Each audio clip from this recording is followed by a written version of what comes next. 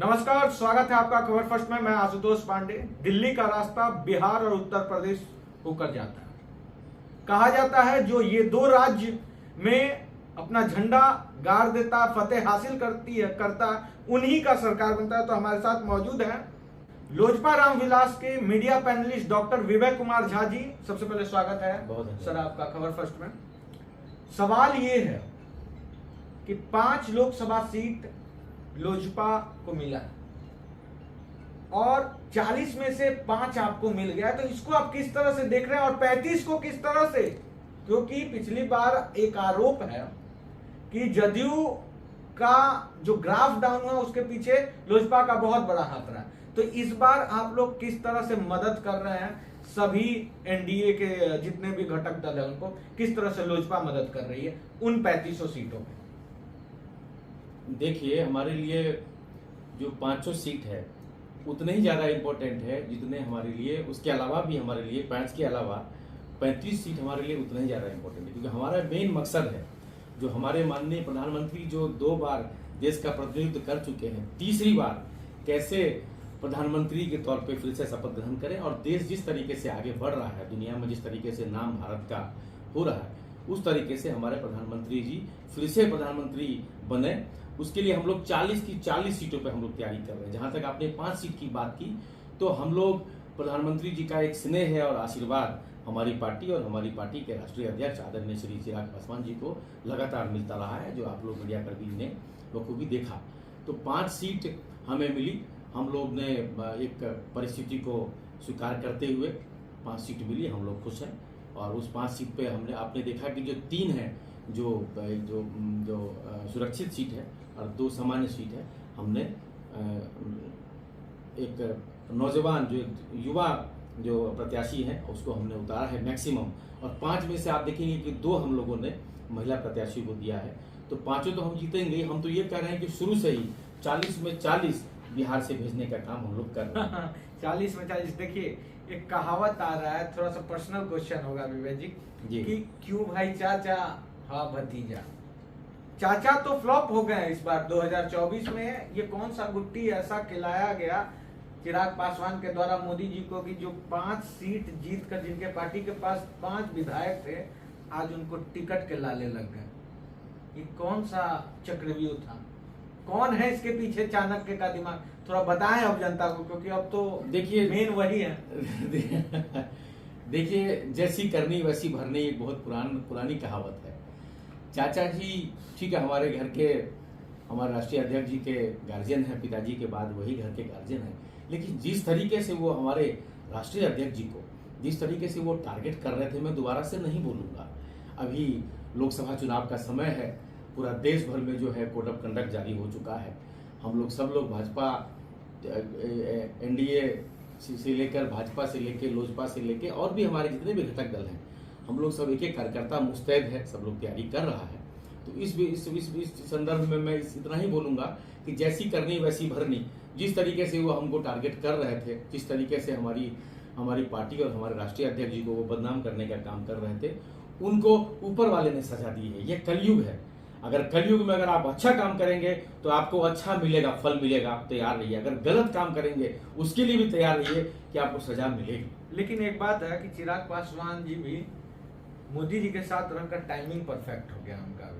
देखिए, सही टाइम पे आपको मीडिया प्रभारी बनाया गया, क्योंकि उनको इसको लेकर आप क्या बोलेंगे? क्यों, क्या लगता है आपको कि मीडिया का जो रोल है आज के डेट में, खास करके 2024 के चुनाव में, तो एक बहुत बड़ा एग्रेसिव रोल लोजपा के द्वारा लिया गया आपको बना के? नहीं, ऐसा नहीं है, पार्टी का निर्णय है। हम लोग पार्टी के कांग्रेस और आरजेडी में इस बात का काफी हलचल है कि इस बार जो मीडिया प्रभारी बनाया गया है वो काफी सशक्त और काफी बुद्धिमान व्यक्ति को बनाया गया, जिसका सवाल का जवाब देना मुश्किल हो रहा है। नहीं, ऐसा नहीं है। हम लोग पार्टी के एक सामान्य कार्यकर्ता भी अगर रहे तो हम लोग लगातार जो है उसको पार्टी के लिए काम करते हैं। और हमारे लिए जो मोदी जी को किस तरीके से अब की बार 400 पार की मुहिम में हम लोग लगातार उसमें काम कर रहे थे। ठीक है, पार्टी का एक निर्णय हुआ कि मीडिया पैनलिस्ट में हमको जो एक जिम्मेदारी दी जाए, तो पार्टी ने हम पे विश्वास जताया। उसके लिए पार्टी का और हमारे राष्ट्रीय अध्यक्ष जी का हमेशा के लिए साधुवाद, धन्यवाद। लेकिन हम लोग ऐसी पार्टी से आते हैं, रामविलास पासवान जी की पार्टी से आते हैं। अगर हम लोग कोई पद पे भी ना रहें, एक एक कार्यकर्ता भी जो हम लोग अपनी पार्टी के लिए और माननीय प्रधानमंत्री जी के लिए हम लोग लगातार एक मुस्तैद होकर कार्यकर्ता की बात किए तो याद आया हाजीपुर में कार्यकर्ता काफी असंतोष महसूस कर रहे हैं। कई लोग, नाम नहीं धरूंगा, कई लोग इस्तीफा दे चुके हैं। उनको क्या बोलना है, कहाँ चूक हो गई? देखिए, आप हमको एक बात बताइए कि अगर हम लोगों को अगर 5 सीट के अलावा ज्यादा भी सीट मिलती तो यही परिस्थिति होती।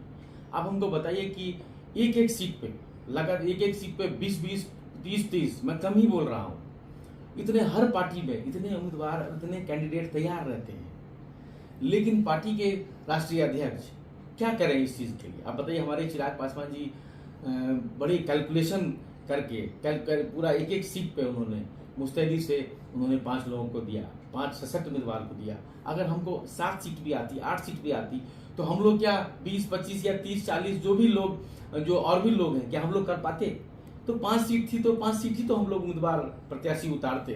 तो बड़ा दुख हुआ कि अगर कुछ लोगों ने अगर पार्टी से अगर इस्तीफा दिया, तो ऐसा नहीं है। इम्पैक्ट डाल पाएंगे पार्टी का नहीं, ऐसा मुझे बिल्कुल नहीं डाल पाएंगे। ऐसा मुझे कतई 1% भी नहीं लगता, क्योंकि हमारी पार्टी के राष्ट्रीय जो संस्थापक अध्यक्ष रामविलास पासवान जी का वो क्षेत्र रहा है, उन्हीं के तो पुत्र है, वो उन्हीं का तो बेटा चिराग पासवान जी मेन होता है सर। कोई किसी पार्टी का अगर रीढ़ कोई होता है तो वो कार्यकर्ता होता है। और एक दिन में अगर 20 से 25 कार्यकर्ता एक साथ अगर पार्टी को छोड़ दे तो कहीं ना कहीं तो सवाल। देखिए ऐसा है कि जो भी अगर आप 20-22 पार्टी कार्यकर्ता की बात कर रहे हैं, वो सभी हाजीपुर के ही नहीं है, अलग अलग जगहों से लोग उम्मीद लगाए, आस लगाए बैठे हुए थे, जो गलत है।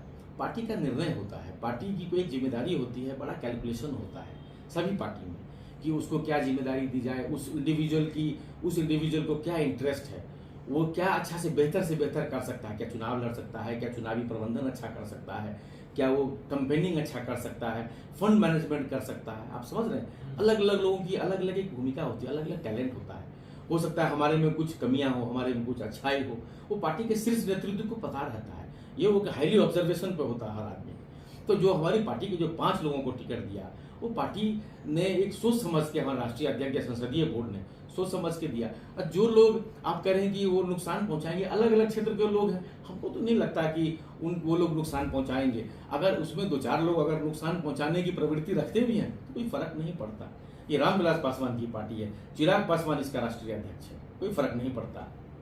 एक सवाल है कि चिराग जी का एक स्लोगन है बिहार फर्स्ट, बिहारी फर्स्ट, और अब ऐसा लगता है कि उनको बहुत बड़ा रोल मिलने वाला है। देखिए, एक विपक्ष के तौर पर एक मुहिम चलाना, और जब आप सरकार में आ जाए तब, क्योंकि देखिए इसके बाद उनको मंत्रिमंडल भी मिलना तय है, ऐसा चल रहा है बात। तो उस परिस्थिति में जब रियल में उनके पास पावर आएगा, क्या रोड मैप है आप लोग के पास?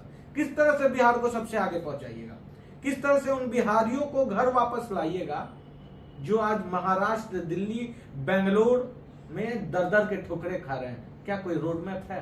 ठीक कह रहे हैं आप। ये हमारे बिहार के लिए बहुत ही बड़ा पीड़ादायक ये चीज़ें हैं जो लगातार 90 के बाद लालू जी के समय में 2005 से 2000 अभी लगातार जो पलायन जो पराकाष्ठा पे पहुंच चुका है, ये बड़ा बिहार के लिए। हमारे राष्ट्रीय अध्यक्ष जी हमेशा कहते हैं कि बिहार के लोग कितने टैलेंटेड हैं, चाहे कहीं भी देश दुनिया में कहीं भी बाहर जाते हैं तो इतना बड़ा से बड़ा नाम करते हैं, चाहे कोई भी क्षेत्र आप ले लीजिए। लेकिन बिहार इतना क्यों पीछे रह गया? बिहार तो आज़ादी के बाद जो अधिकार दूसरे अन्य विकसित राज्यों का है, महाराष्ट्र, पंजाब, हरियाणा, गुजरात, वही तो बिहार का भी था। लेकिन बिहार पीछे चला। कहीं ना कहीं राजनीतिक लोगों का, जो पॉलिटिशियन जो लगातार जो इस प्रदेश के मुखिया रहे, कहीं ना कहीं वो उसके लिए जिम्मेदार, वो हट नहीं सकते, वो उनकी जिम्मेदारी बनती है। लेकिन हमारे राष्ट्रीय अध्यक्ष जी ने जो जिस तरीके से बिहार फर्स्ट, बिहारी फर्स्ट का जो एक विजन तैयार किया, आने वाले समय में मैं आपके चैनल के माध्यम से निश्चित रूप से कहना चाहता हूं, लोकसभा चुनाव, माननीय प्रधानमंत्री जी को फिर से तीसरी बार देश का प्रधानमंत्री बनाने के लिए हम सभी लोजपा कार्यकर्ता सशक्त हैं। लेकिन 2025 में एक लोजपा कार्यकर्ता होने के नाते लगातार मैं मीडिया कर्मियों से के माध्यमों से एक मांग करता हूं माननीय प्रधानमंत्री जी से, माननीय गृह मंत्री जी से, और बड़े से बड़े चिराग पासवान जी में वो टैलेंट है, चिराग पासवान जी में वो चीजें हैं जो बिहार को चला सकते हैं। एक युवा है, बिहार को आगे बढ़ा सकते हैं।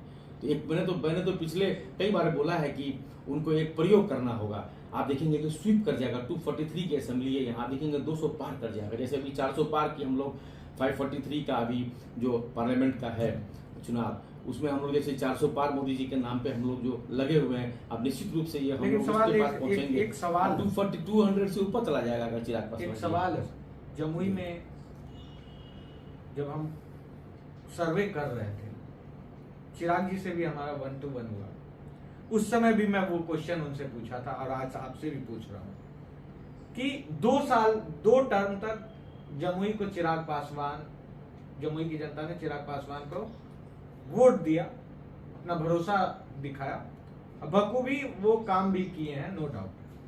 लेकिन एक बाहरी और भीतरी का जो वहां पे कॉन्सेप्ट चल रहा है, जो आप लोगों से शायद छुपा नहीं होगा। कुछ लोग कहते हैं कि हम बाहरी को वोट नहीं देंगे, तो इस चीज को लोजपा कार्यकर्ता और शीर्ष नेतृत्व किस तरह से देखती है और जमीन पर किस तरह से इसे आप डैमेज कंट्रोल कर रहे हैं?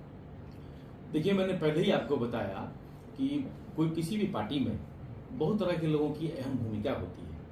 आप जहाँ तक जमुई की बात कर रहे हैं, जो हमारे बहुत ही सम्मानित और बहुत ही जो एक अरुण भारती जी की मैं बात कर रहा हूँ, अरुण भारती जी, मैं आपको बताऊं कि जो आपको दिख रहे हैं टीवी पे चल रहे हैं या जो कंपेनिंग कर रहे हैं, जो आपको पीछे, वही लीडर नहीं होते। पार्टी चलाने के लिए या पार्टी की बहुत सारी रणनीति होती है, बहुत सारी रूपरेखाएं तय होती है, बहुत तरह के मैनेजमेंट को देखना होता है पीछे से, पर्दे के पीछे से भी बहुत सारे लोग होते हैं।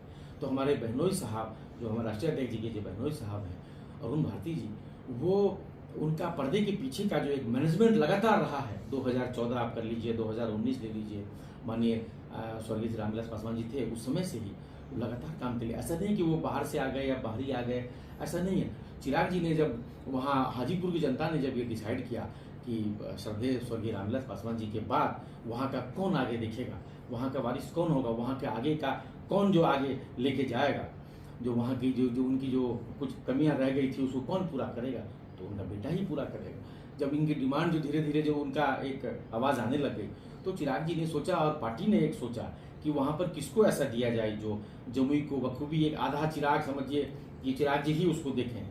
तो एक अरुण भारती जी से अच्छा कैंडिडेट नहीं हो सकता था। धीरे धीरे अब आप देखेंगे जमुई में कि मुझे लगता है कि वो 2/3 बहुमत से जो वो अरुण भारती जी वहाँ जीतेंगे और माननीय प्रधानमंत्री, मतलब बाहरी भीतरी वाला जो मुद्दा था उसको आप लोगों ने बाहरी नेग्लिजिबल कर दिया। बाहरी भीतरी का कोई मतलब ही नहीं है। हमारे प्रधानमंत्री जी गुजरात के रहने वाले हैं और वो बनारस की जो जनता है वहाँ उनको प्यार मिलता है।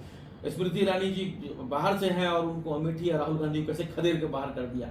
तो पार्लियामेंट का चुनाव है, उसमें भारत का नागरिक कोई कहीं से भी चुनाव लड़ सकता है। उसकी लोकप्रियता, वहाँ की जो जनता है, थोड़ा हो सकता है कि नए नए विपक्ष के लोग कुछ रूमर फैलाते हैं, कुछ अलग कुछ शगुफा छोड़ देते हैं, लेकिन जब धीरे धीरे पता चलता है कि वहाँ की जनता को, आम आवाम को, कि नहीं ये तो हमारे अपने ही है। उससे अच्छा चिराग जी कई बार बोल चुके हैं इस बात को कि अरुण भारती जी हमसे ज़्यादा अच्छे तरीके से पूरा क्षेत्र का प्रतिनिधित्व करेंगे, अच्छे तरीके से वो काम करेंगे। देखिए, सीएम बनाने की बात आपने कहा कि कई बार आपके तरफ से ये बोला गया कि बिहार को अगर सबसे अच्छा कोई सीएम मिल सकता है तो चिराग पासवान। लेकिन सवाल उठता है, सरकार बनाने से लेकर सीएम बनाने तक संख्या बल बहुत जरूरी होता है। 5 लोकसभा सीट जिस पार्टी को मिला हो, क्या आपको लगता है कि बीजेपी कभी चिराग पासवान जी को सीएम कैंडिडेट बना सकती है? उनके कार्यकर्ता सहमत होंगे? देखिए, ऐसा होता है राजनीतिक दृष्टिकोण से आप सवाल दीजिए, डिप्लोमेटिक निश्चित रूप से मैं आपको थोड़ा सा पीछे ले जाना चाहता हूँ। 2005 में जब माननीय मुख्यमंत्री श्री नीतीश कुमार जी के नेतृत्व में यहाँ चुनाव लड़ा गया, 2010 में उनके नेतृत्व में लड़ा गया, 2015 ठीक है 13 में हमसे चले गए, एनडीए से वो अलग हो गए, लेकिन फिर देखेंगे आप 2017 2020 में भी उनकी सीट आप देखेंगे कि कितनी कम है। आपको खुद पता है 40-43 के आसपास उनकी सीट है। फिर भी जो पार्टी एक बार एनडीए ने डिसाइड कर लिया, भाजपा ने डिसाइड कर लिया कि उनको उनके फेस पे चुनाव लड़ा जाएगा, तो पार्टी तय करती है, एनडीए का घटक दल तय करेगा। नीतीश कुमार आगे आने वाले समय में आप भी समझ रहे हैं कि एक तरफ नीतीश कुमार, एक तरफ चिराग पासवान, उस समय जो सियासी समीकरण था वो कहीं ना कहीं बिहार की जनता भी एक्सेप्ट की हुई थी कि नीतीश कुमार हमारे सीएम हैं, और पार्टी भी और एनडीए बीजेपी और जदयू के बीच जो संख्या था वो भी डिफर नहीं कर रहा था। उसमें भी बहुत बड़ा एक समीकरण बीच में सेट था जो मैं कम आपको- हुआ था। बिल्कुल। मेरा सवाल ये है कि 5 सीटों वाली पार्टी को क्या बीजेपी बनने देगी सीएम? देखिए क्या होता है, कोई जरूरी नहीं है कि 5 सीट दिया तो उसको आप कम पे ले रहे हैं। 40 तो लोकसभा की सीट है यहाँ पर, बहुत तरह के यहाँ कास्ट कॉम्बिनेशन वाला स्टेट है। विधानसभा में कितना सीट देख रहे हैं? बहुत सारा कास्ट कॉम्बिनेशन वाला स्टेट है ये। तो 5 सीट आप देखेंगे, दूसरे घटक दल को आप देखिए जो अलग अलग, अब नाम कहने की जरूरत नहीं है, किसी को एक, किसी को एक, किसी को तो ऐसे मिला। तो 5 अगर इस तरीके से हमारे को अगर एनडीए से हमें अगर मिला है तो उसको आप उस तरीके से कंपेयर नहीं कर सकते। ये मोदी जी को तीसरी बार प्रधानमंत्री बनाने वाला चुनाव है, लोकसभा का, देश का चुनाव है। वहां पर जो है जिसका फेस पे, जिसके नेतृत्व में चुनाव लड़ा जाएगा, निश्चित रूप से अगर ये प्रयोग हो जाए कि चिराग पासवान जी को मुख्यमंत्री का चेहरा इस लोकसभा चुनाव के बाद अगर घोषित कर दिया जाए, तो एक मैं लोजपा कार्यकर्ता ये बात आपको नहीं कह रहा हूँ, हमने ये देखा, पूरा बिहार ने देखा, पूरा देश ने देखा कि जो यहाँ के जो आवाम है, यहाँ की जो जनता है, वो चाहती है कि एक युवा इस राज्य का प्रतिनिधित्व करे। युवा तो तेजस्वी यादव भी हैं।